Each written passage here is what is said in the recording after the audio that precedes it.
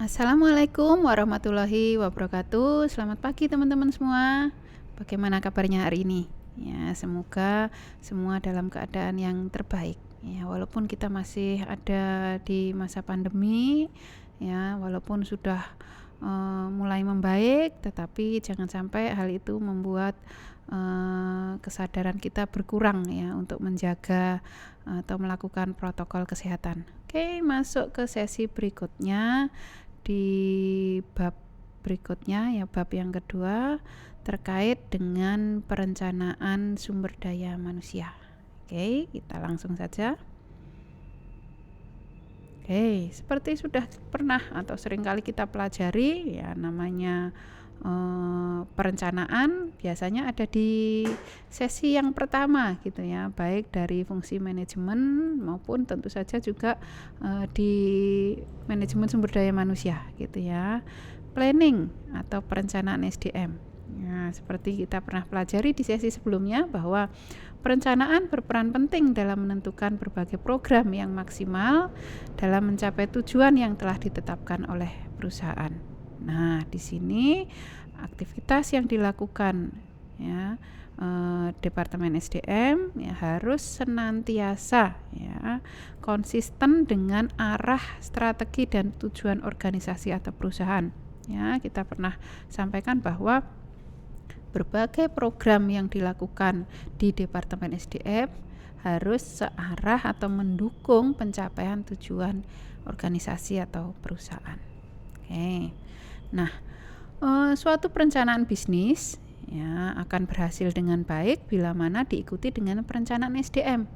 Ya, perpaduan dari keduanya tentu akan menghasilkan ya pencapaian tujuan perusahaan akan efektif dan efisien.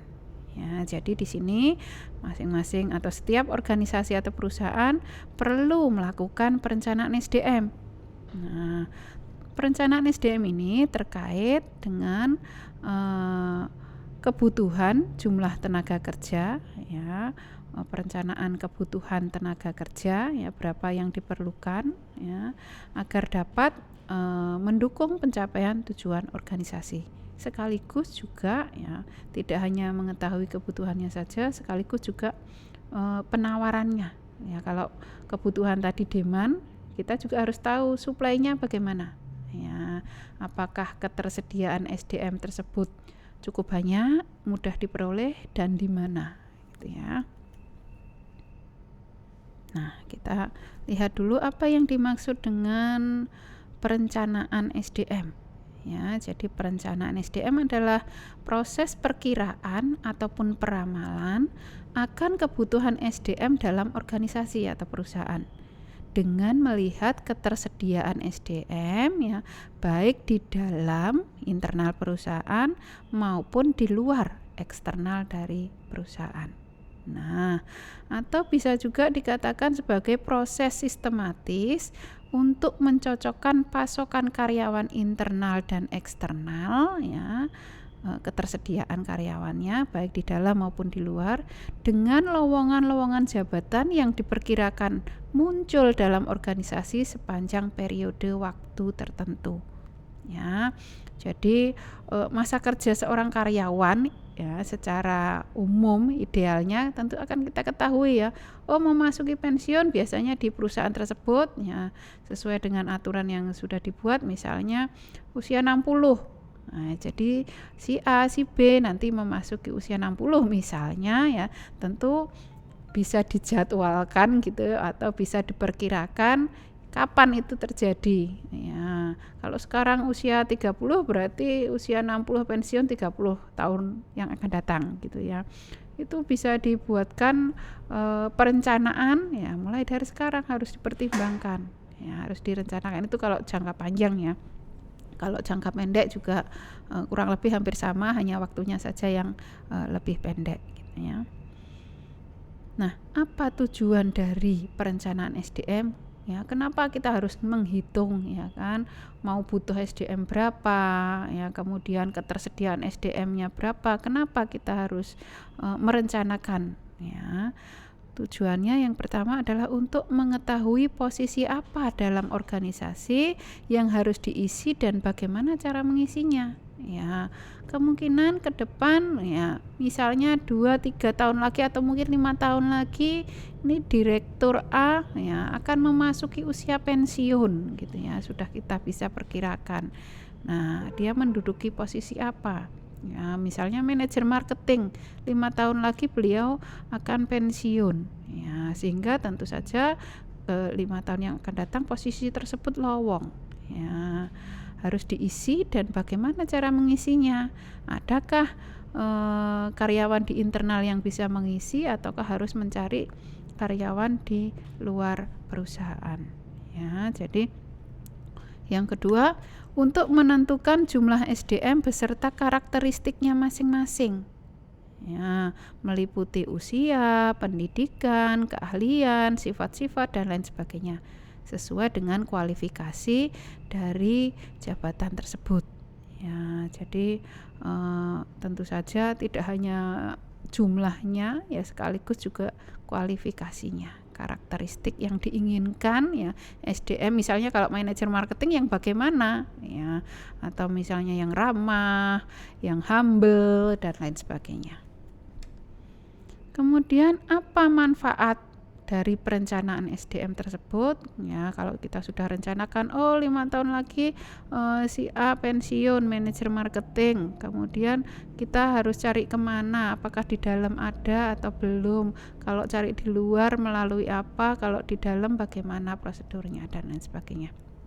Nah, kalau kita sudah merencanakan dengan baik apa yang bisa kita peroleh, maka kita dapat memanfaatkan SDM yang ada dalam perusahaan secara lebih baik. Nah, harapannya kalau ada jabatan yang lowong ya, langkah pertama yang harus kita lihat adalah di dalam dulu, adakah kandidat yang bisa mengganti ya, atau mengisi posisi tersebut. Nah, kemudian yang kedua, dapat meningkatkan efektivitas kerja bila SDM yang ada telah sesuai dengan kebutuhan. Kalau kita sudah melakukan perencanaan SDM, ini sudah ya 3 tahun ke depan mungkin tidak diperlukan perekrutan gitu ya, karena jumlah karyawan maupun jabatan yang diperlukan sudah sesuai sehingga tidak perlu rekrut yang baru. Ya, kita bisa gunakan karyawan tersebut secara efektif dan efisien. Kita berikan program apa dan lain sebagainya. Dapat meningkatkan produktivitas dengan menyesuaikan dengan data pengetahuan, pekerjaan, pelatihan yang telah diikuti. Nah, jadi seperti tadi disampaikan, kalaupun sudah mempunyai SDM ya, SDM yang sudah tergabung, kira-kira agar mereka bisa bekerja dengan baik ya, apa yang harus diberikan, program-program apa yang harus diberikan, tentu saja sesuai dengan kebutuhan perusahaan maupun kebutuhan karyawan tersebut ya. Apakah perlu pendidikan lebih tinggi atau pelatihan tentang suatu hal ya terkait pekerjaannya maupun apa yang harus diberikan gitu ya. Kemudian dapat digunakan sebagai dasar bagi penyusunan program kerja dan pengembangan bagi SDM dalam perusahaan. Nah, jadi itu beberapa manfaat dari perencanaan SDM. Nah, kalau digambarkan dalam suatu bagan ya, maka proses perencanaan SDM ini ya kita bisa kaitkan dengan beberapa aktivitas, dimulai dari adanya perencanaan strategik, perencanaan jangka panjang gitu ya. Misalnya ke depan perusahaan ingin menjadi perusahaan terkemuka yang go internasional misalnya, seperti itu jangka panjang ya, sekian puluh tahun misalnya ya. Nah, untuk mendukung rencana tersebut ya, maka dari Departemen SDM juga harus memberikan program-program yang dibutuhkan ya, terutama dengan ketersediaan atau kebutuhan SDM ya, baik jumlah maupun kualifikasinya, agar perusahaan bisa mencapai apa yang ingin dituju ya. Jadi untuk itu perlu adanya perencanaan SDM ya, sambil juga memperhatikan baik lingkungan eksternal maupun internalnya gitu ya. Nah, dalam perencanaan SDM itu sendiri meliputi beberapa aktivitas, meramalkan kebutuhan SDM ya seperti sudah disampaikan tadi, juga tidak hanya meramalkan kebutuhannya saja, tetapi sekaligus harus meramalkan ketersediaannya. Ya, jadi agar nanti demand, kebutuhan dan supply, ketersediaan atau penawaran itu bisa seimbang gitu ya. Nah, tentu saja itu harus dibandingkan ya antara ketersediaan dan kebutuhan ya. Apa yang bisa terjadi dari perbandingan tersebut? Kemungkinan pertama mungkin permintaan atau kebutuhan SDM-nya sama dengan ketersediaan atau penawaran SDM. Apa yang bisa dilakukan? Ya karena sudah sesuai, sudah cukup, ya mungkin tidak ada yang bisa dilakukan, tidak ada yang perlu dilakukan gitu ya. Kemudian bagaimana kalau terjadi surplus, ya, kelebihan karyawan, ya, lebih banyak ketersediaannya dibandingkan dengan kebutuhannya, maka ada beberapa hal yang bisa dilakukan oleh Departemen SDM, mulai dari penarikan terbatas, pengurangan jam, pensiun dini, pemberhentian maupun perampingan. Kemudian bagaimana kalau terjadi kekurangan karyawan? Nah, kebutuhannya lebih tinggi dari ketersediaannya, maka tentu saja harus melakukan rekrutmen dan seleksi. Ya, oke. Nah, dari bagan tersebut ya kita bisa lihat berbagai aktivitas dalam perencanaan SDM. Yang pertama dimulai dari peramalan kebutuhannya. Oke, jadi kita harus memperhitungkan ya, melakukan proyeksi akan kebutuhan tenaga kerja di masa yang akan datang. Ya, kemudian, nah, peramalan tersebut tentu nanti akan menentukan berapa besarnya permintaan SDM di masa yang akan datang. Ya. Kemudian, ya, mengapa bisa timbul ya permintaan terhadap SDM? Ya, ada 3 faktor, baik faktor eksternal meliputi ekonomi, sosial, politik, hukum, teknologi maupun juga persaingan gitu ya. Misalnya keadaan ekonomi sedang membaik, perusahaan berkembang gitu, kemungkinan diperlukan tambahan tenaga kerja maupun sebaliknya gitu ya. Kemudian faktor organisasional terkait dengan rencana strategik, anggaran, ramalan penjualan maupun produksi dan lain sebagainya. Ya, misalnya perusahaan ke depan ingin membuka cabang di kota yang baru gitu. Ya, tentu saja akan membutuhkan tambahan SDM. Kemudian juga faktor angkatan kerja. Ya, demografi tadi ya. Ada banyak yang pensiun. Nah, tentu harus dipersiapkan ya. Siapa saja yang akan pensiun, berapa jumlahnya. Nah, itu tentu akan menimbulkan permintaan SDM. Ya. Kemudian ada beberapa metode yang bisa digunakan untuk meramalkan kebutuhan SDM. Yang pertama adalah zero based forecasting gitu ya, di mana kita menggunakan tingkat kekaryawanan saat ini ya untuk menentukan kebutuhan SDM di masa yang akan datang. Ya, misalnya sekarang punya marketing berapa ya, kemudian ke depan kira-kira bagaimana permintaannya, apakah perlu ditambah atau tidak dan lain sebagainya. Kemudian juga bisa menggunakan bottom up approach. Kalau bottom up berarti dari bawah ya, masing-masing bagian mulai dari bawah memperkirakan kira-kira mereka butuh nggak tambahan tenaga kerja. Nah, kemudian baru naik ke atas sehingga nanti akan diketahui berapa kebutuhan secara keseluruhannya. Ya, baik posisi, jumlah ya, itu harus bisa diketahui. Kemudian juga kita bisa kaitkan hubungan antara volume penjualan dengan jumlah karyawan yang dibutuhkan. Ya, ini biasanya terkait biasanya di bagian marketing ataupun di bagian produksi.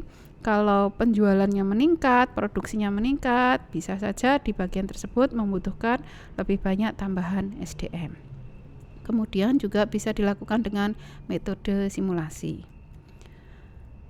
Di samping meramalkan kebutuhan SDM ya seperti tadi nampak di bagian sebelumnya, kita juga harus meramalkan ketersediaannya. Ya, kira-kira tersedia banyak atau tidak SDM yang kita perlukan. Ya, misalnya kalau kita membutuhkan marketing dengan background, cukup S1 segala jurusan, ya tentu saja itu akan lebih banyak dibandingkan misalnya kita perlu tenaga research and development misalnya ya di bidang nuklir. Nah itu tentu mungkin ketersediaannya lebih sedikit gitu ya. Jadi kita harus perkirakan ya apakah kira-kira ketersediaannya itu cukup atau tidak. Ya, karena tentu saja kita kalau memang ketersediaannya banyak, kita akan lebih mudah mendapatkan SDM yang diperlukan ya dibandingkan bila mana ketersediaannya terbatas gitu ya. Nah, untuk melihat ketersediaan SDM atau penawaran SDM ini tentu kita akan lihat dulu seperti tadi disampaikan, lebih baik lihat ke dalam dulu. Sekiranya apakah di internal itu ada kandidat yang sesuai gitu ya, mungkin bisa melalui audit SDM, mungkin ada rencana suksesinya, bagian penggantiannya dan lain sebagainya. Kalau memang belum atau tidak ada kemungkinan untuk menggunakan penawaran dari eksternal gitu ya. Kemudian, nah apabila perusahaan tersebut masih kecil ya, SDM-nya masih terbatas ya, mungkin hanya 30 orang misalnya seperti itu ya, mungkin akan mudah diketahui ya, bisa dikenali seluruh karyawan yang dimiliki, sehingga akan lebih mudah bagi Departemen SDM untuk mencocokkan antara keterampilan ya background gitu yang dimiliki oleh setiap SDM dengan jabatan atau posisi yang ingin diisi gitu ya. Jadi bisa disesuaikan, oh si A latar belakang pendidikannya ini, kemudian keterampilannya ini, kemudian sudah pernah mengikuti pelatihan ini dan itu, apakah sesuai untuk mengisi jabatan manajer marketing misalnya. Nah itu akan lebih mudah kalau perusahaannya kecil. Nah semakin berkembang ya, semakin banyak SDM yang dimiliki, hal tersebut mungkin akan sulit dilakukan secara manual gitu ya, dicocokkan satu persatu. Nah disitulah kita memerlukan basis data, penggunaan basis data SDM ya, dimana dengan kemajuan teknologi yang ada bisa dibuat program-program agar bisa mendeteksi ya latar belakang ataupun latar depan dari masing-masing SDM tersebut ya. Jadi ke depan apakah dia bisa dipersiapkan untuk menggantikan posisi tertentu dan lain sebagainya. Jadi di sini perusahaan diharapkan bisa melihat terlebih dahulu, cek, meneliti dalam perusahaan itu apakah ada keberadaan karyawan yang sesuai dengan kualifikasi yang diinginkan. Ya, jadi sebelum kita cari dari sumber luar perusahaan. Nah, ada banyak informasi yang biasanya tercakup dalam basis data SDM gitu ya, mulai riwayat pengalaman kerja, keterampilan, pelatihan yang pernah diikuti, spesialisasinya apa dan lain sebagainya. Ya, preferensinya apa itu bisa tercakup dalam basis data SDM tersebut. Kemudian, nah bagaimana atau tindakan apa yang bisa diambil apabila perusahaan mengalami defisit atau kekurangan karyawan seperti dalam bagian tadi. Bisa melakukan rekrutmen kreatif ya, melakukan pendekatan baru dalam aktivitas rekrutmen. Mungkin harus memperluas wilayah ya, tidak hanya misalnya di sekitar Solo saja, mungkin lebih jangkauannya lebih luas ya, bisa diumumkan atau disampaikan ke seluruh Indonesia gitu, sehingga akan lebih besar kemungkinannya untuk mendapatkan SDM yang diperlukan. Kemudian juga bisa memberikan insentif kompensasi ya, terutama untuk SDM yang keberadaannya terbatas gitu ya. Ahli nuklir di Indonesia mungkin masih terbatas gitu ya. Jadi kalau kita perlu ya kita harus berani memberikan kompensasi yang lebih ya agar dia mau bergabung di perusahaan. Nah, itu salah satunya. Kemudian melakukan program pelatihan. Kalau memang di dalam ada ya, kemungkinan mungkin bisa ditambahkan pelatihan-pelatihan tertentu, program-program tertentu sehingga kemampuannya lebih meningkat. Jadi tidak perlu mencari dari luar ya bila mana memang sulit. Kemudian bila mana alternatif yang tadi tidak belum bisa mendapatkan yang diinginkan, mungkin standar seleksinya dibuat berbeda atau mungkin diturunkan ya. Misalnya S3 nuklir jarang ya, sekolahnya pun mungkin belum ada di Indonesia. Jadi ya S2 cukup atau mungkin S1 saja cukup. Nah, seperti itu. Mungkin ditambahkan dengan misalnya S1, mungkin mereka ditambahkan program pelatihan, ikut magang ke luar negeri dan lain sebagainya. Sehingga kita bisa dapatkan SDM yang sesuai gitu ya. Kemudian, kalau kelebihan bagaimana? Ya, karena ada dua kemungkinan, bisa kekurangan karyawan atau kelebihan. Bisa kita lakukan apabila kelebihan, ya penarikan terbatas. Ya, kalau ada yang pensiun, ada yang resign, mungkin kita nggak perlu ganti ya, cari dari luar ya, yang ada di dalam saja. Ya. Kemudian pengurangan jam kerja. Nah, seperti masa pandemi ini ya, kita banyak melihat fenomena di mana perusahaan-perusahaan mengurangi jam kerja ya karena kapasitas produksi diturunkan ya, karena juga penjualannya menurun. Nah, seperti itu maka dilakukan pengurangan jam kerja. Kemudian ada beberapa perusahaan yang juga melakukan program pensiun dini. Ya, jadi mendorong karyawan untuk pensiun lebih awal. Misalnya harusnya 60 ya, tapi 55 tahun sudah ditawarkan untuk pensiun dini dengan diberikan paket-paket pensiun yang cukup menarik. Nah, seperti itu. Jadi itu sudah banyak dilakukan. Kemudian, bila mana memang diperlukan ya, mungkin perusahaan bisa melakukan perampingan atau downsizing gitu ya. Perampingan di sini tidak hanya mengurangi jumlahnya saja, mungkin saja dilihat struktur organisasinya. Apakah memang perlu dirampingkan gitu ya, misalnya di bawah manajer atau direksi utama gitu ya, kok ada manajer 10 gitu ya misalnya. Nah, itu mungkin perlu dirampingkan cukup 3 saja misalnya, SDM, produksi dan keuangan. Nah, yang lain mungkin dirampingkan ya, tidak diperlukan. Nah, itu juga merupakan bentuk dari perampingan. Nah, dari perencanaan SDM tersebut ada beberapa tantangan yang dihadapi ya, bagaimana mereka bisa mempertahankan keunggulan kompetitif.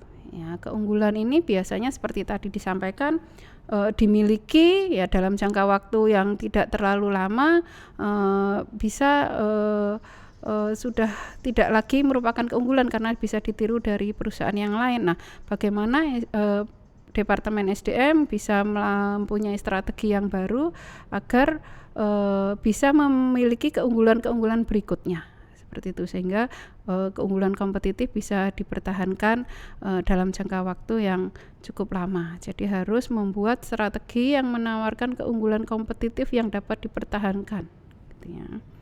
Kemudian juga perencanaan SDM harus mendukung keseluruhan strategi bisnis perusahaan.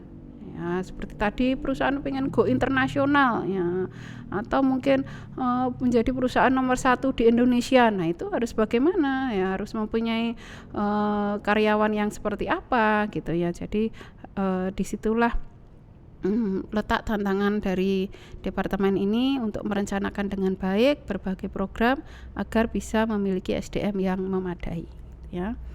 Kemudian menghindari konsentrasi berlebihan pada masalah-masalah harian gitu ya. Jadi Departemen SDM ini tidak hanya fokus ya bagaimana melihat ataupun mengabsen karyawan, bagaimana menentukan jumlahnya saja, tetapi juga pada hal-hal yang lebih jangka panjang gitu ya.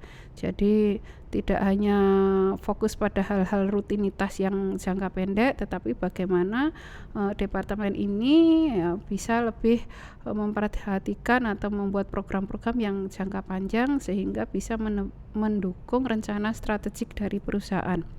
Kemudian menyusun strategi SDM yang sesuai dengan karakteristik unik organisasi. Jadi biasanya masing-masing perusahaan ataupun organisasi mempunyai karakteristik yang berbeda, ya, agar tidak mudah ditiru atau bisa memenangkan persaingan. Mereka mungkin mempunyai ciri khas tertentu.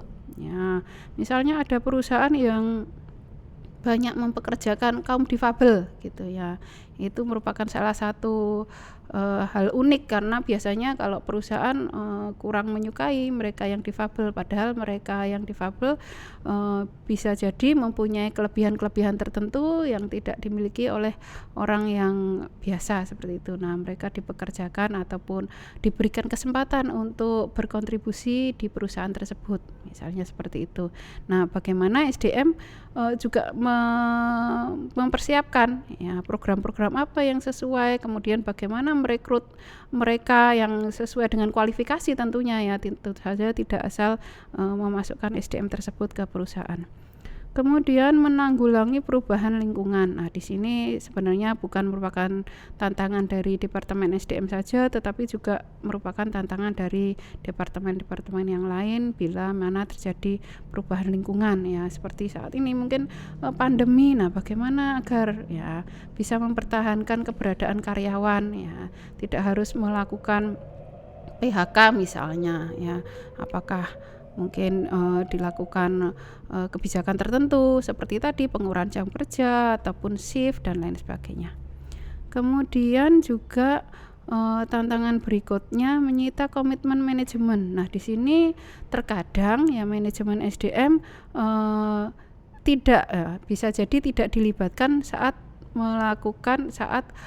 manajer melakukan perencanaan strategis dalam jangka panjang gitu ya, sehingga walaupun tidak terlibat tetapi mereka tetap harus melakukan program-program yang mendukung pencapaian tujuan tersebut. Nah, disitulah letak bagaimana tantangannya agar walaupun mungkin tidak terlibat dalam perencanaan jangka panjang ya, perencanaan strategik jangka panjang, tetapi tetap bisa mendukung pelaksanaannya. Kemudian menerjemahkan rencana strategik ke dalam tindakan gitu ya. Kadang rencana jangka panjang seperti itu ya, menjadi perusahaan nomor 1 di Indonesia atau 10 tahun mendatang akan go internasional. Nah, itu jangka panjang. Nah, kita harus breakdownnya menjadi langkah-langkah yang lebih pendek ya, sehingga kita bisa menerjemahkan ya untuk menuju ke sana bagaimana caranya. Tahun depan harus seperti ini, 3 tahun ke depan harus seperti ini, 10 tahun ke depan harus bagaimana. Nah, itulah terutama dalam penyediaan tenaga kerja ya yang diperlukan ya. Kalau mau jadi go internasional berarti bagaimana, apakah semua karyawan harus bisa menguasai bahasa asing dan lain sebagainya. Nah, itu harus dipersiapkan ya dalam tataran perencanaan SDM.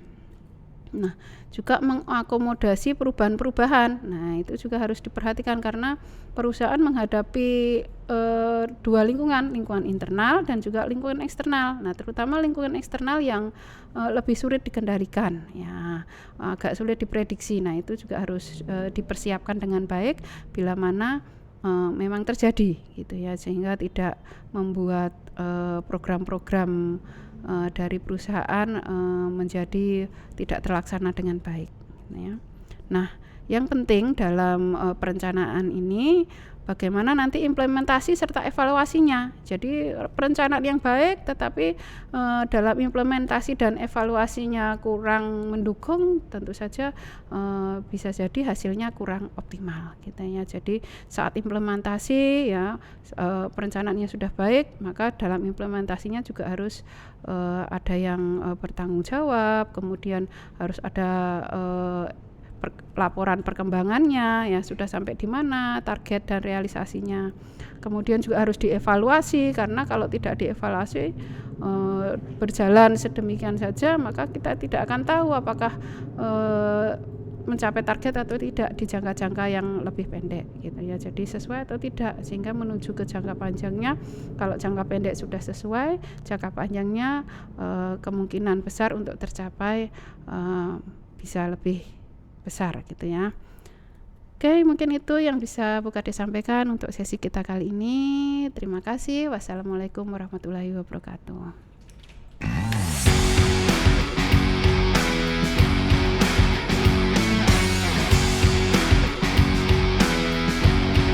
Wes, jam 8 ya aku ya.